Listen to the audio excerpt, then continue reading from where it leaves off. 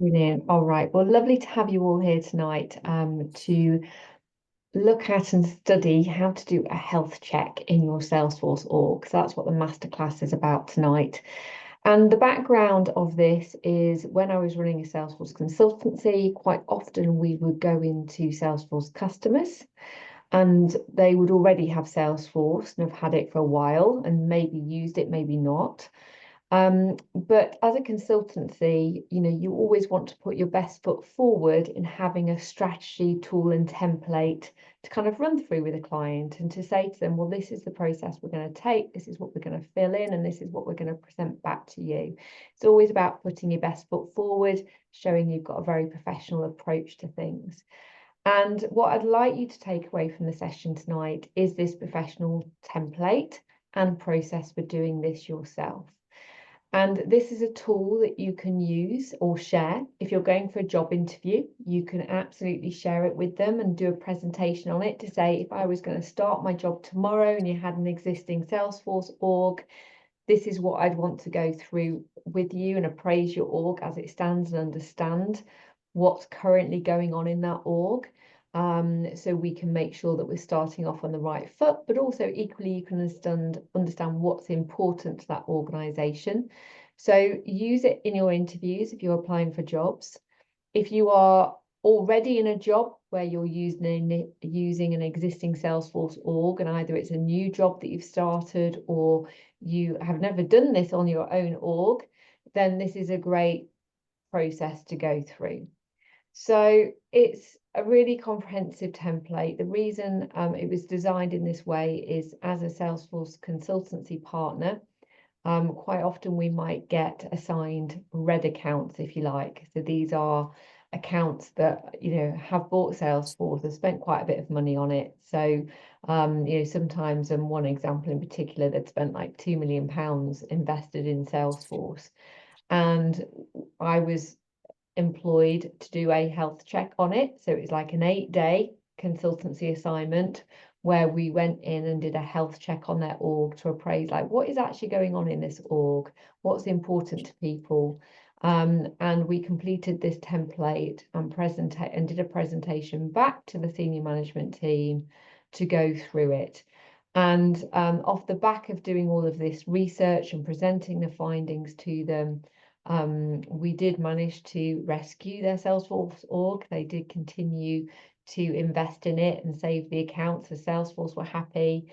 It was interesting, as I share some of the journey today with them, it kind of really gave a formal presentation back, and obviously the organization and the senior management had a better understanding of what was going on.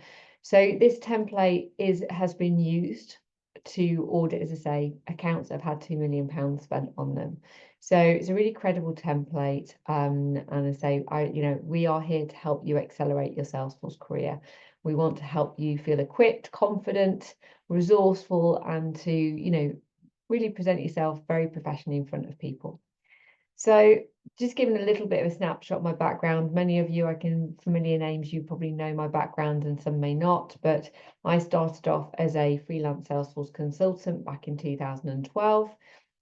Quickly sort of started to get more work than I could manage myself and grew a Salesforce consultancy where we had a team of 20 and we worked with over 350 clients on 700 projects over 7 years or 8 years of running the consultancy, or 9 years it is there, I can't remember. But we won the EMEA Partner of the Year award, and 60% of our custom was through word of mouth and recommendation and repeat custom. And that was often because we had a professional approach to doing projects. A lot of the things that I share on our consultancy skills course that I deliver are a whole suite of tools and templates that you can plug and play on Salesforce projects today.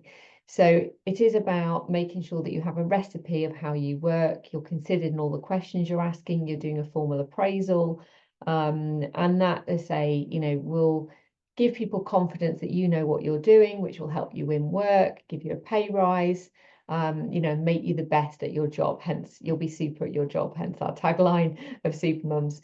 So, I've been on this journey, and having run a consultancy and developed all these tools and been hands-on with everything, We now focus our time on training and educating people at Supermums. And over the last 8 years, we've supported people all over the world to upskill, not only in admin, but marketing cloud, consultancy skills, data cloud, CRM analytics. We now deliver a whole suite of courses and provide career support. We have our recruitment agency that can help companies hire Salesforce professionals in different range of roles, but also if you're looking for work, you can register as a candidate, and we can support you and represent you at job interviews. But also you can get involved as a volunteer mentor. So if you've been involved in Salesforce for quite a while and you want to give back and help newbies come through, as well as add mentoring skills to your CV, you can become a mentor for us. And we equally have a whole range of companies that sponsor us, that help us discount our courses for our mums that come through the programme. So there's lots of ways you can get involved. We have a very active community that are constantly supporting each other in different ways, and helping people get jobs, get their certifications and develop everything. So we're incredibly proud of the community we've built and the training and support. So we welcome you if you're new, and lovely to see our alumni here who've, we want to keep adding value to you and supporting you in your roles. So one of the things I want to check, I know people are just still joining, which is lovely. Welcome to the session today. We have this download.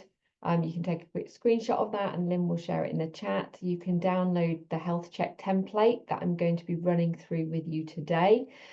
With this, I'm happy for you to rebrand it and use it as your own template. We want to give you resources. It is a template and tool that we share with people on our consultancy skills course that I'll talk to you more about at the end. We want to equip you with the questions and techniques to be able to hit the ground running. Equally, there are some other free tools that you can use to support you in your health check. So Sweep is one of our partners. They have an amazing AI related tool that is free for admins or consultants to use. You can download it and it will help give you an audit of your system. And equally, Improved Apps has a tool called the Improved Usage Tracker that allows you to track how the users are adopting your system. So this isn't actually free forever now. It's got a time frame on it. So I think that's an old image, apologies, but it's free for a certain amount of time to start using it. And you can get some great stats off there that can help fill in this template. So I'll bring up the health check template in a minute, but what I've got a whole slide deck that kind of covers the key principles. But what the health check looks at is sort of 4 distinct areas that we're going to go through tonight. So the first is going to look into business analysis. It's going to help you understand what is their motivation for using Salesforce, what are they trying to get out of it, what has been the history so far, and what are their needs going forward. So you want to make sure that you have some basic business analysis skills as part of doing this health check. And so we'll go into what some of those things are as part of the session today, but that's an area that you may want to skill up in if it isn't something that's part of your skill set already. So business analysis, asking the right questions, understanding the business case, coming up with some clear ROI, return on investment indicators going forward, is really important part of this role. The second component we're going to look at is product and user adoption. So we're going to check how products are currently being used and their level of adoption and perceived value by the users. So this will open your eyes to a very clear process and methodology for doing this. The third area we're going to look at is system governance. So this is about helping both the client that you're working with or your employer understand what is important. So it's as much an educational tool as well, where you can talk to the client like, have we got all of these things in place? Are we doing all of these things? And it's that checklist. And so we look at system governance and also system management. We look at the 25 tasks of a Salesforce administrator and appraise what's been done already and what's not been looked after. So that's a bit of a checklist there. And then the final component is data governance. This is where you are looking at what data is important in the system, how clean and populated is the data, and how do we best manage data integrity going forward. So they're the 4 areas that are encompassed within the health check that are really important to sort of get your head around as you go.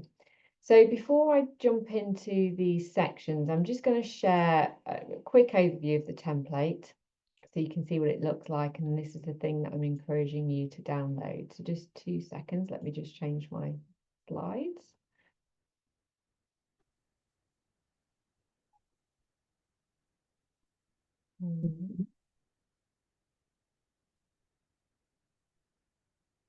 So the download is a PDF, so it's branded to Supermums, but it has a clear sort of contents area, which, as you can see, covers the business analysis piece. It has various sections on product and user adoption, and system governance, and the data governance and management area. So within this template, it is actually a template that you can populate. You know, if you use it, you can populate it yourself. It's a template that you can fill in and populate and give back. So here, in terms of the organizational review, ask a series of questions, get the area for comments, and all of these areas you can populate. So you can use a PDF converter to convert it to Word, and then obviously populate it as you want. So in each of these areas, like product and user adoption, it has different functions, it has different questions and a table to fill in. But equally, so I'm just going to check everybody's on mute. But equally, these all the way through the template, it's also got some guidance and some recommended trailheads as well. So if you were to populate this template for a client or your employer, it has some recommended reading for them and resources that they can do as well.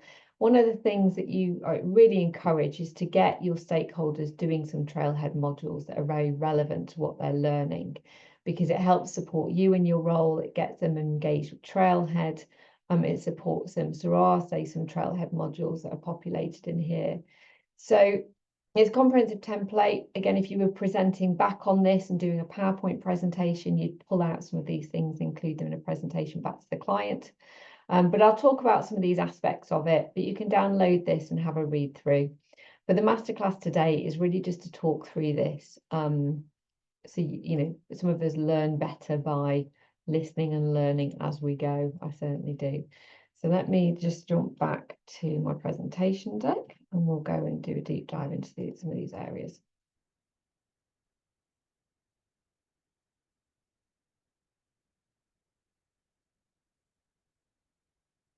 So let's kick off with business analysis first. So the things to think about with business analysis, the first step is to check progress against measures of success. Now, the first question is to ask is, do they have measures of success or not first? When I went in to do this audit on this organisation that spent £2 million, they had very fluffy, unquantifiable measures of success, which was a little bit scary, really, considering obviously they'd invested all this money, but they hadn't really got a clear outcome about what they wanted to get out of it. So when you ask this question, you may find that the organisation that you're going to work with, who's used Salesforce, is going to use Salesforce, perhaps hasn't quite defined what their measure of success is.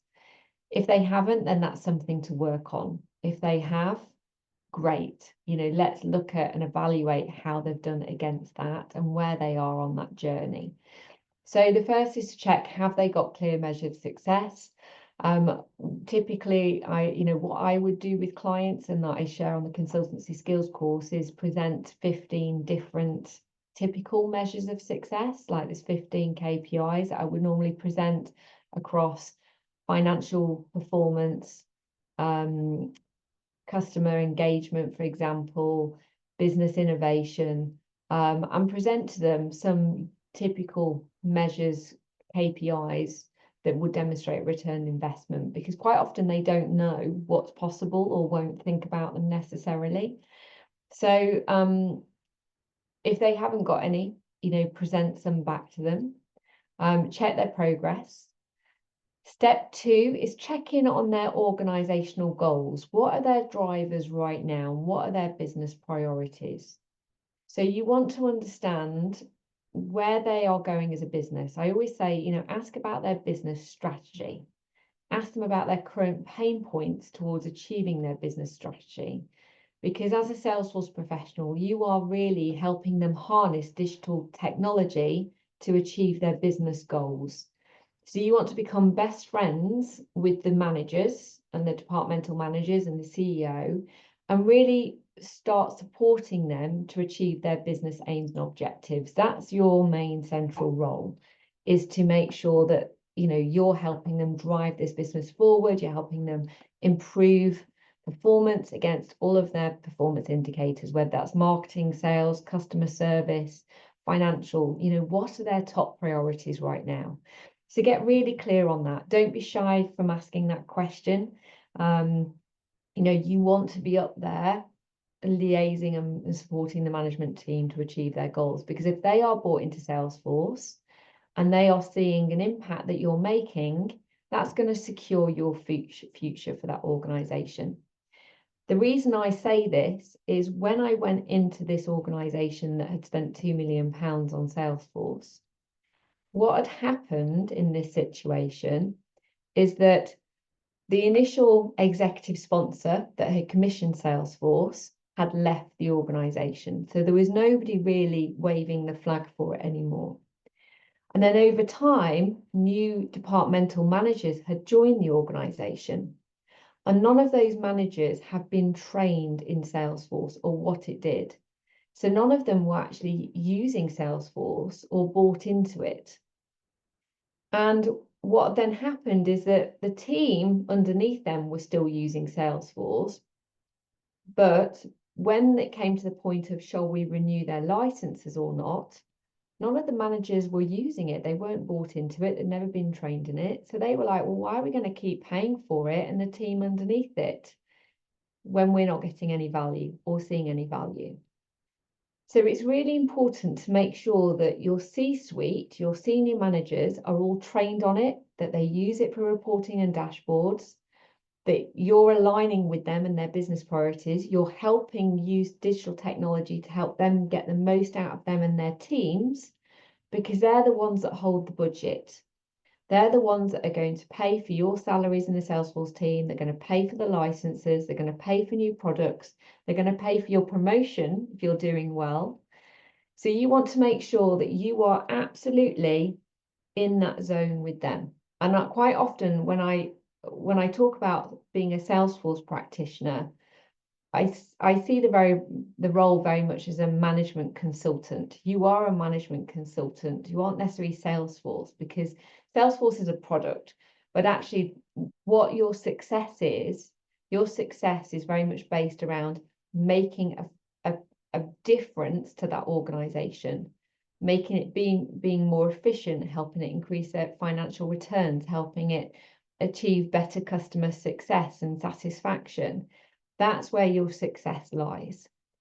So step 2 is a big, huge one for you, because you really need to step into being in that management team.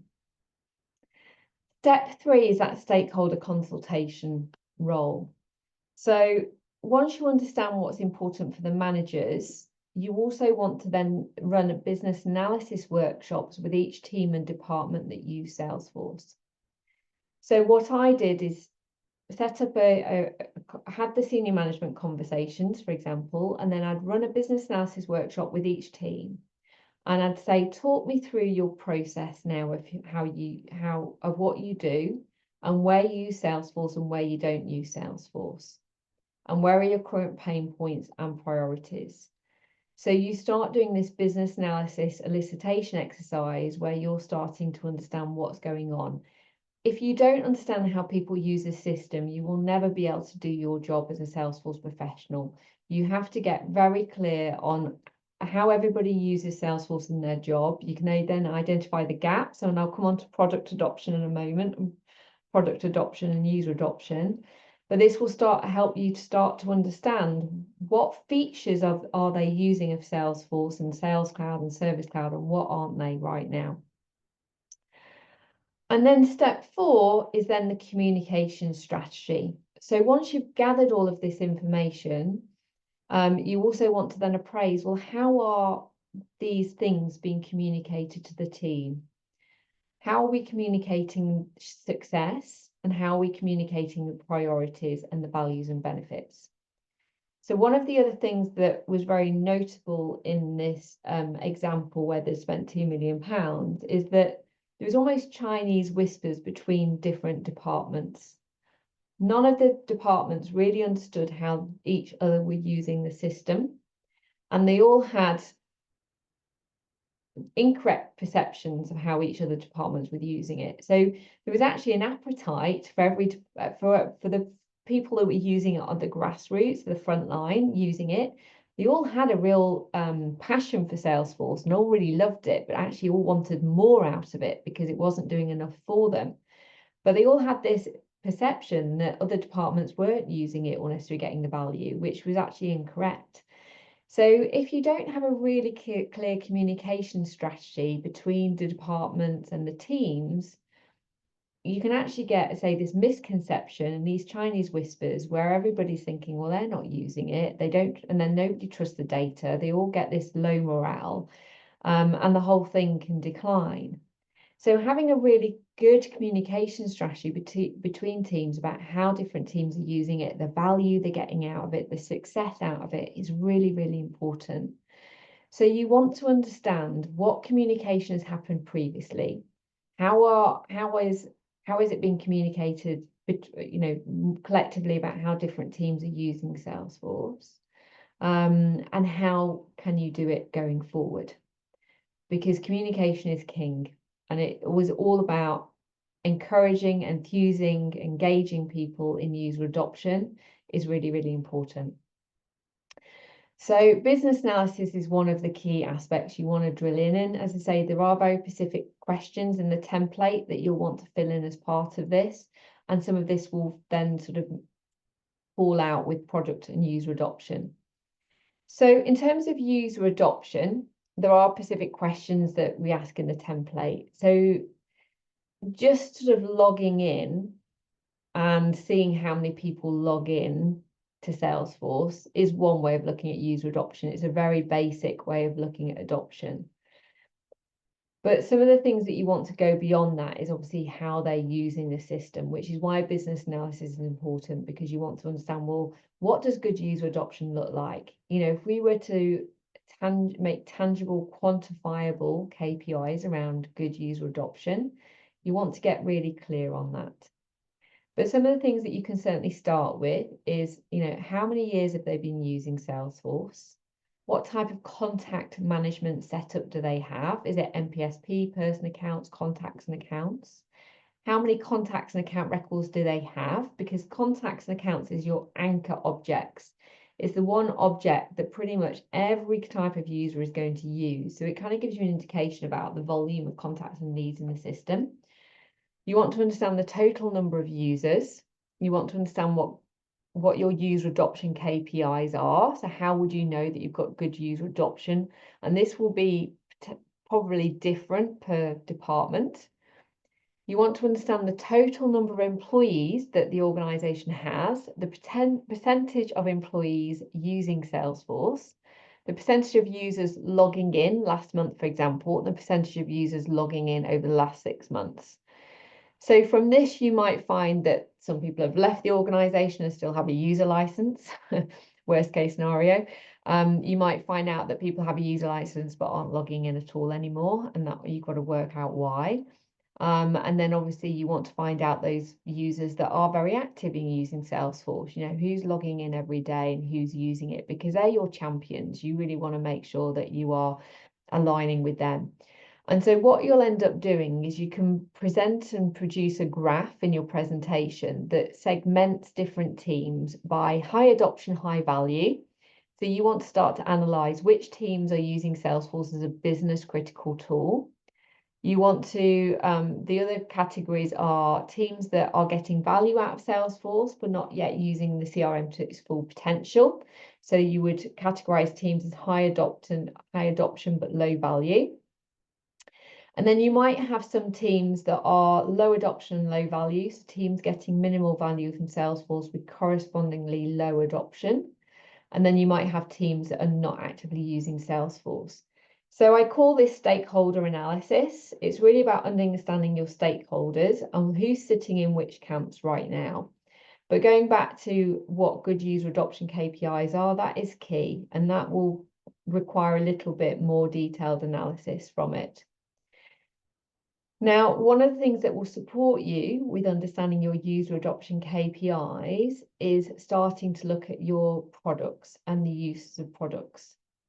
So what we've got in the template is a breakdown of each of the features of some of these different products. Now, the first thing you want to do is do a product appraisal. So based on the organization, I would list in your template down the left-hand side all of the potential products that they could be using. Now, Salesforce is extensive in its product range, so you're not going to list all of the different products, but you'd list all of the products they could be using. Now, the reason for this is that you want to be educating the client or your employer on what products they're potentially not utilizing right now, but that could have value to your organization. So you want to say, right, Sales Cloud, are you currently using it or not? Low, medium, high. We'll talk about how you anticipate that in a moment. Service Cloud, Nonprofit Success Pack, Marketing Cloud. Put in any products or third-party apps that you deem that could be suitable based on your business analysis work that you're doing. Talk about their level of use, i.e. nil, low, medium, or high. And then you can talk about the features utilized or not utilized. Now I'm just going to jump back to my template here and share the next sort of bit of this. So where's my template? Here. Show the screen. So if I just jump back to this template. So what I did for each of these areas is did a review on all the different functions and worked out what products they currently use for each of their departments. So that was the first step. For each of their departments, identify whether they're using Salesforce or not. If they're using a third, like an alternative to Salesforce, is it something that could be integrated or replaced? And is that a piece of work that needs doing? Then we looked at which Salesforce products they were using. So this is where, as I say, you add in any additional products that you think could be of value, but they're not yet using. So you start to educate the client, because quite often the client or employer won't know the vast range of Salesforce products that are available to them. They don't have that knowledge. They might think that Sales Cloud is the only thing that they do, or MPSP and fundraising is the only thing they do. So this is where you are helping the client understand the capabilities of Salesforce beyond perhaps how they're using it right now, and you can make recommendations. And then the next part of this, and you will discover this as part of your business analysis workshops, is if they are using Sales Cloud, for example, what I went and did is go and grab all of the features of Sales Cloud off the Salesforce website. And I listed them in here, and I did the same for Service Cloud and MPSP. So obviously you can change this template to include any of the products that are relevant. But when I listed all the features in here, when I did the business analysis workshop with the sales team, I went through their sales process and I identified which features of Sales Cloud they were currently using. And then I went and completed this template and said, right, account and contact management, are they using it? What's the potential business value? What's the efficiency? And is there any more development work required here? And I filled this in for every single feature that is available to them in Sales Cloud. Now, when I presented back to the management team, we then had a graph that showed the percentage of features they were using of Sales Cloud. And in this situation, I'm using this as an example because it was a very notable one, but they'd spent all this money on Sales Cloud and Service Cloud, and they were only using like 30–40% of the features, which was quite scary. But when we'd done the business analysis workshop, what had been identified is actually they could be using 70–80% of the features. So they weren't maximizing the value of Sales Cloud or Service Cloud in its current form. Through having all of the features listed in this report, we're able to clearly articulate to the client what they were currently using well right now, what features were they adopting really well, what were they getting value out of. We're able to summarize what features they could be using that the team wanted and needed, and this would therefore be an area of development and work, and which features were not seen as a requirement right now. And all of that was gathered through me sitting down and doing a business analysis workshop with the sales team.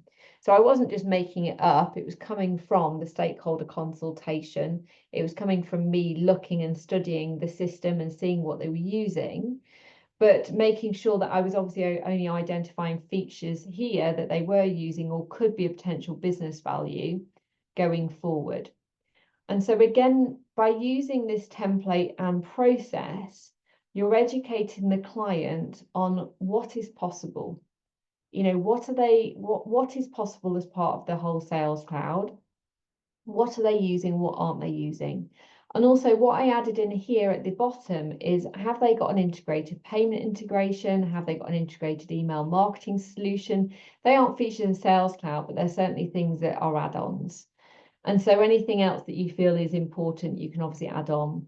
So within the template, I have the breakdown in here for Sales Cloud. We have the breakdown for all the features of Service Cloud and also Experience Cloud as well. And also the features for non-profit cloud. So any of these are interchangeable. If you're working with a client that has different products, you'd change it opting in, you go to the Salesforce website, summarize all the features and crack on. But it's all about educating the client and presenting back in a professional way to show what they're using and what they're not using. So that's the product and user adoption slide. So let me just jump back to my presentation on that. Any questions so far?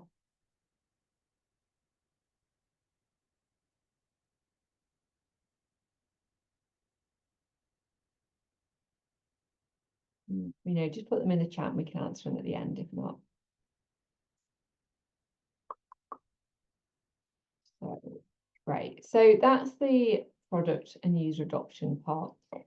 Now moving through to the third component is about system governance and management.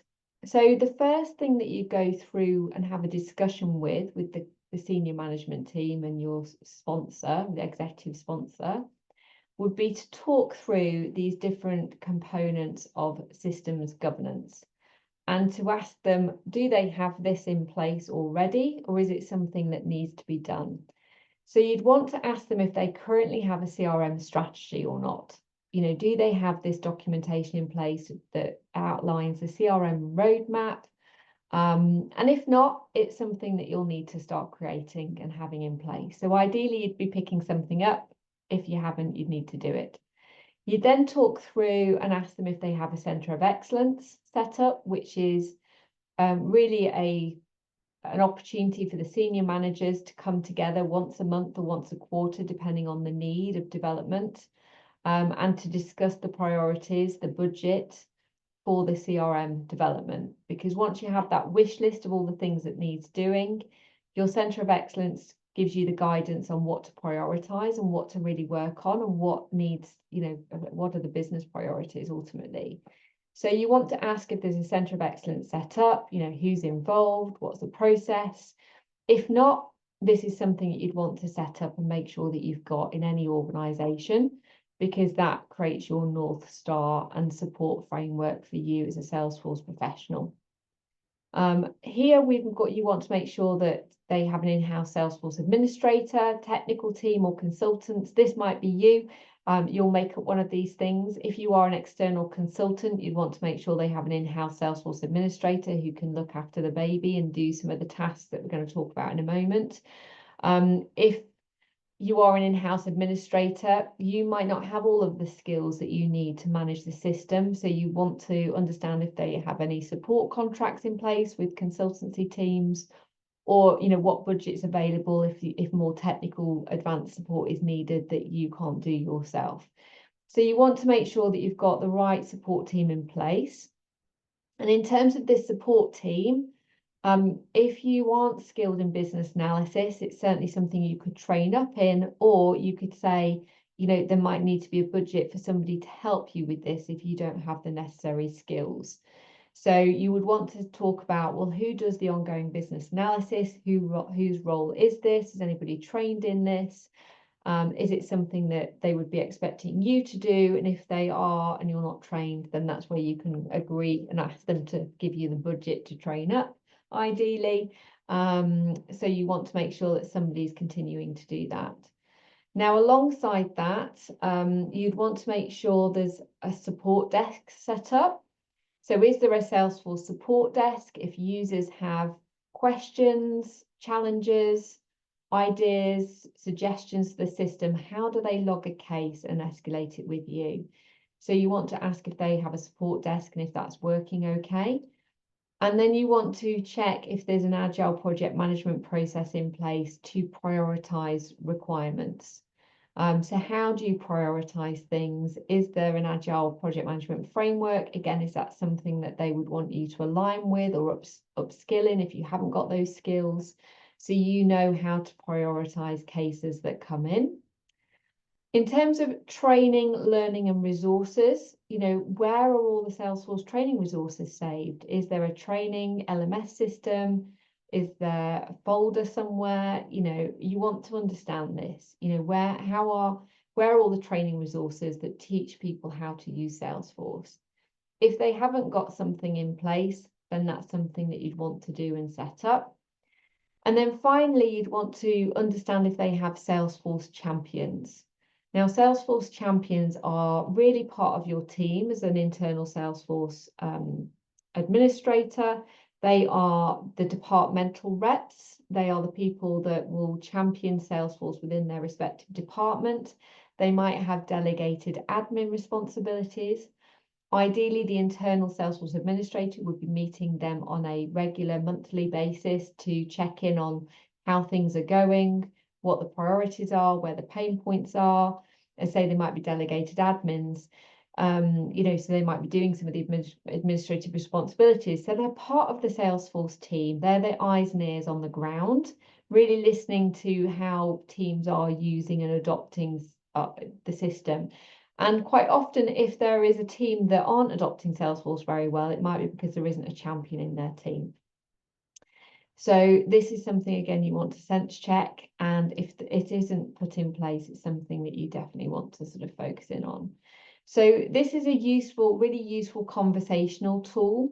Again, you know, having it in the template and having them as questions to work through with the client or your employer.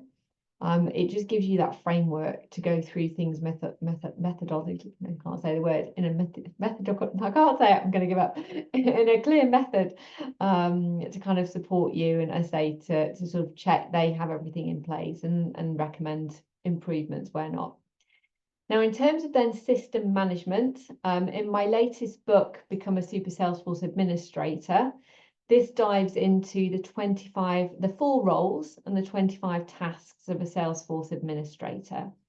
So again, this is a really useful checklist to talk through with your prospective client or employer. Like, who's been doing all of these things to date? If you've got delegated admins in the org, you know, is somebody taking on some of these things?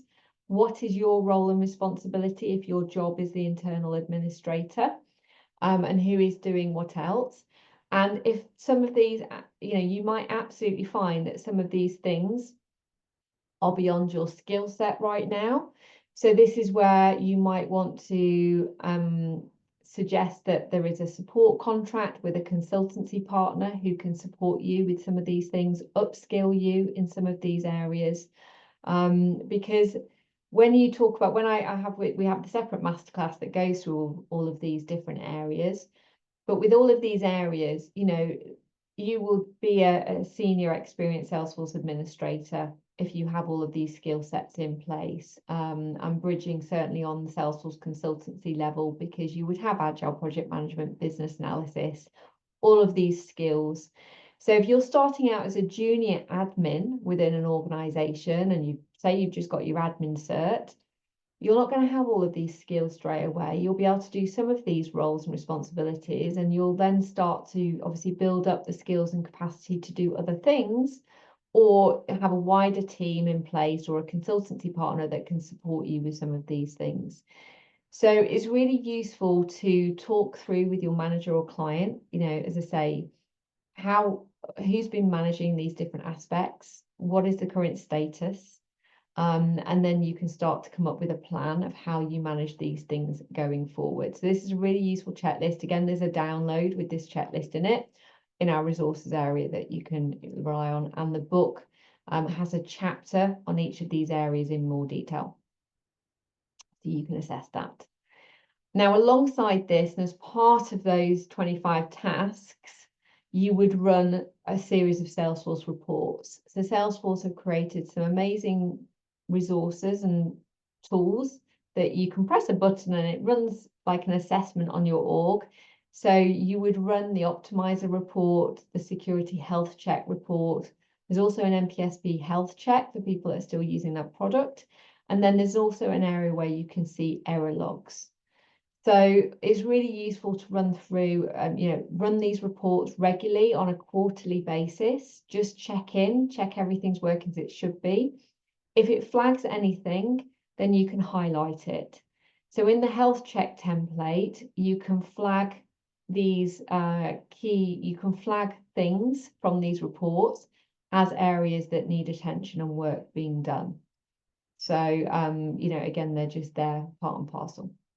Right, final component, we've got 10 minutes left, is data governance and management.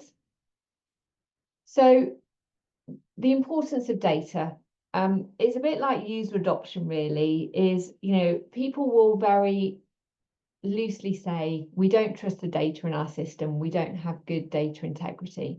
Okay, what does that mean in practice? If we were to turn it on its head, what would good data integrity look like? If we were looking at a dashboard on Salesforce that showed us we had good data integrity, what would we be seeing on that dashboard, and how would we know we had good data integrity?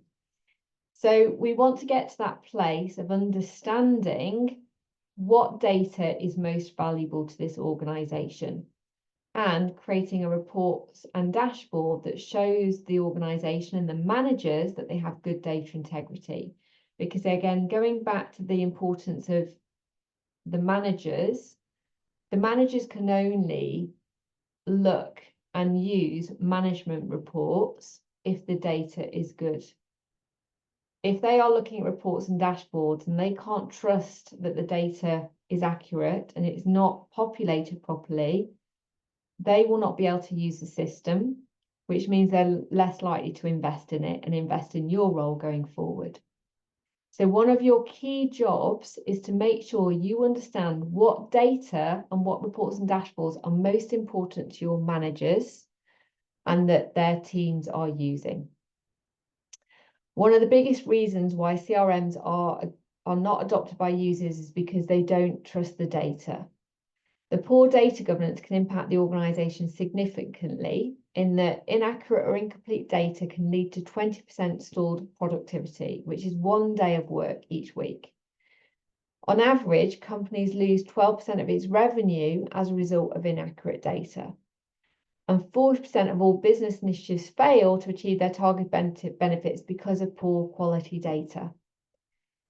I want you to really get under the hood of working with your managers to understand what good data looks like, because good data lets your organization prospect and target new customers, identify cross-sell and upsell opportunities, gain account insights, increase its efficiency, retrieve the right interface. I don't understand what that means. That doesn't make sense.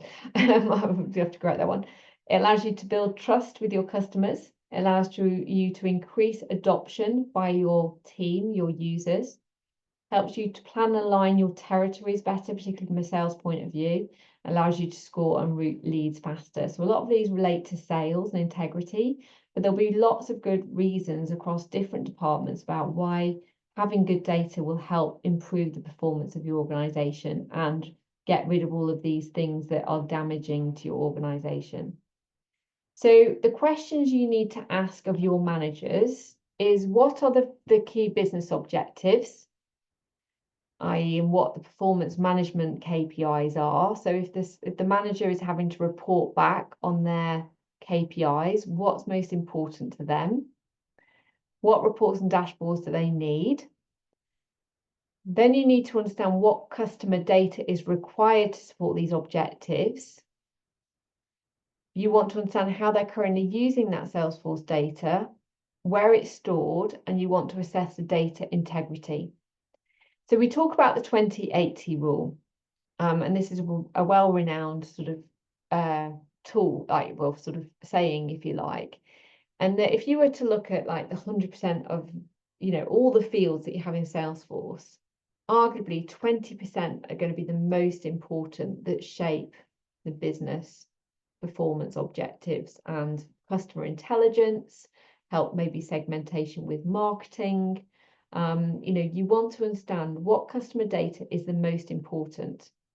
And then you want to assess how clean is that data. You want to assess how complete it is, if it's accurate, if it's consistent, if there's duplicates anywhere, who's using that data, and what the age of that data is. So in the template, it's asking all of these questions. It's asking you to find out which fields are the most important in Salesforce.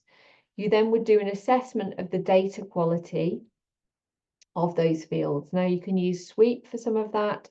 You can use a tool called Field Trip that can help you with some of that. But if these key fields were not 100% complete, and i.e. your managers then couldn't get the performance data they need, your job is to start to unpick, well, what's going on there? Why are they not being completed? And off the back of that, you'll need to, this is in the template as well, you'll need to work out, well, actually, how do we improve the data quality here? You might need to put validation rules in, you might need to put compulsory fields in, you might need to use a data enrichment tool. You would definitely need to train your end users on all of this and make sure that your end users understand what fields need to be populated at which stage. And where possible, you'll use interventions like compulsory fields and validation rules to force that data entry and make it clearer to them. But equally, training on why these fields need to be populated is really important also.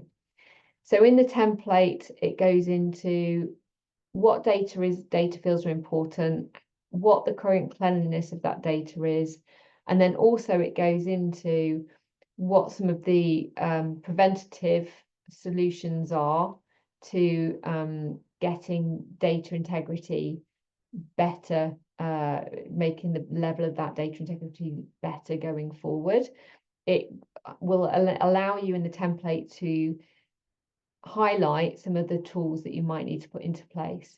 So in the template, it's going to allow you to do an assessment, but also make very clear recommendations of some of the technical work that needs to be done going forward to improve the situation across all of these areas where it's needed. So I hope that's given you a really good overview of the template, how to use it, what the value of the template is. I'm happy to answer any questions you might have. So if you want to put anything in the chat now, then that's great. In terms of next steps, if you do need support or upskilling in business analysis, agile project management, or change management skills, we do have our consultancy skills course that you can access on demand. So you can access it at any time. And that's £750 when you can say start at any time and upskill in these areas. And that might be something, a business case to put forward to your manager or a new job opportunity, because it's certainly cheaper than investing in you than hiring somebody separate and independent to do this work. We also have our 12-week course, which includes more the practical weekly 1-hour live sessions with me and also one-to-one mentoring session with me. So that's available for you to help you upskill in any of these areas that you haven't got. If you want to get more visibility and understanding of those 25 tasks as a Salesforce administrator, you can buy the book on Amazon and download it there. And we also have the the summary of the 25 tasks you can download as a free resource on our website as well. So all of those tools and resources are there for you if you need to upskill.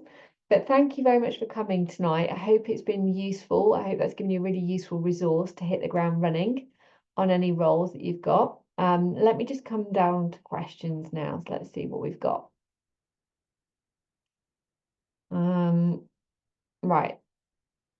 Great. So Naomi, I think I've answered your question. So is an administrator expected to do all the business analysts, or do you differentiate them for both roles in the organization? So it depends on the expectation of your role and what they're paying you, right? So absolutely, you could be expected to do all of these things if they've hired you to do all of these skills.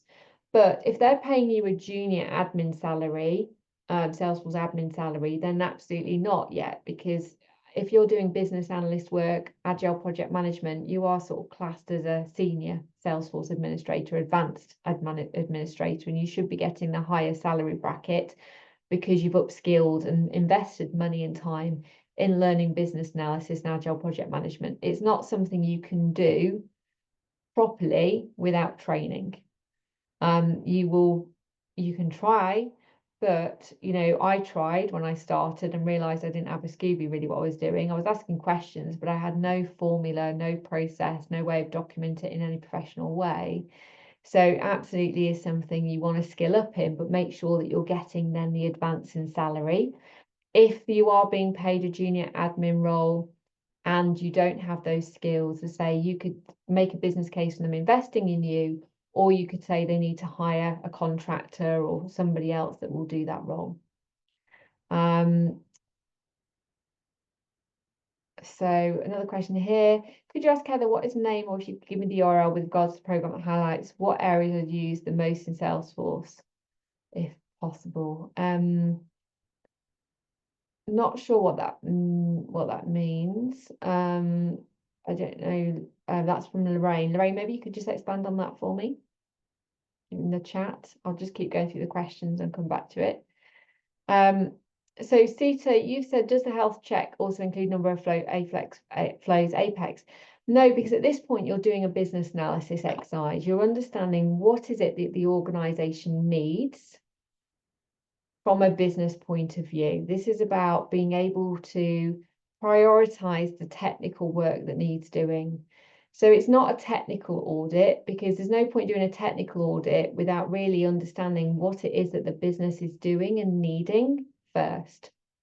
So the technical debt is really second stage and only really specific to what the business requirements are, because with this health check is all about understanding, as I say, what the business priorities are, what products they're currently using, what's working, what's not working, how is the system being managed, and what data is important to them. Once you delve into these areas and you prioritize where you need to focus your time and attention, if you are starting to say you're working on Sales Cloud, you can start to look at what's underneath here, what's the technical debt related to Sales Cloud and some of the priorities you're working on. So, technical debt, there's no point just doing an audit of that for the sake of it. It really has to be very specific to the work that you're doing and if you're improving a certain area of the system. So Zita, how much data governance can be taken during the implementation? Do you suggest putting it during the scheme of work phase? So data governance, so data governance isn't implementation, because implementation is about designing and building a system. Once you've built a system, and this is obviously Salesforce not being used, if you're brand new greenfield implementation, you're not going to have any data in there. If you're doing a greenfield implementation and it's a brand new Salesforce instance, you would want to make sure that you have a data governance strategy in place and a management strategy from day one to make sure that the data going in there, is going to be, everybody's trained on what data is important. You can make sure it's got the right validation rules, compulsory fields, etc., etc. You want to make sure that you've got everything in place and you're training them on it. So these questions are important. Data governance questions are really important to ask as part of an implementation to that effect, because you're going to need that will come up naturally in your business analysis process, because you want to make sure you're building in those safety rails and you're building that into the training. But obviously, in terms of analysing existing data and the integrity of existing data, you would do that obviously on an existing org. Hopefully that's helped. Great, thanks, Linda. I'm glad that was useful. So Prina, in terms of recording, I'll send out the recording via email. Probably it'll take a while to decompress, so I'll just send it out at the end of probably maybe tomorrow morning, depending. So Lorraine, you said, I thought you said there was a program to see what users were using within Salesforce. So yes, there's a improved usage tracker by Improved Apps. So that's one of the products you can use for that, if that's what you mean, Lorraine. Great. Great, thank you. I'm glad you found it useful. No worries, Sita, no problem at all. Any other questions before we wrap up today? Missed anything? I'm just scrolling back up. Brilliant. So thank you, everyone. I hope you found that useful. It gives you a very clear process for your next interview or for your next job opportunity or next meeting with your manager. It covers, as I say, covers a lot of things. You've got a great template there. Use a PDF converter to get it into Word. And best of luck with it all. Please do share any feedback you have. We'd love to see it and hear it. Let me know how you get on. So if you use it in practice, let me know how you get on with it. And we wish you all the best of success. If you want to talk to us about the consultancy skills course, you can download a pack off our website. You can book a call in with Lynn. Happy to support you with a business case to your manager if you need that as well. We tend to have a lot of people doing it who are already in roles that need that upskilling also as well. So we'd love to see you and support you. So thank you so much for joining the session this evening. We are just finishing on 9 o'clock, so not bad timing. And look forward to seeing you all very soon. Take care, everyone. Thank you, Heather.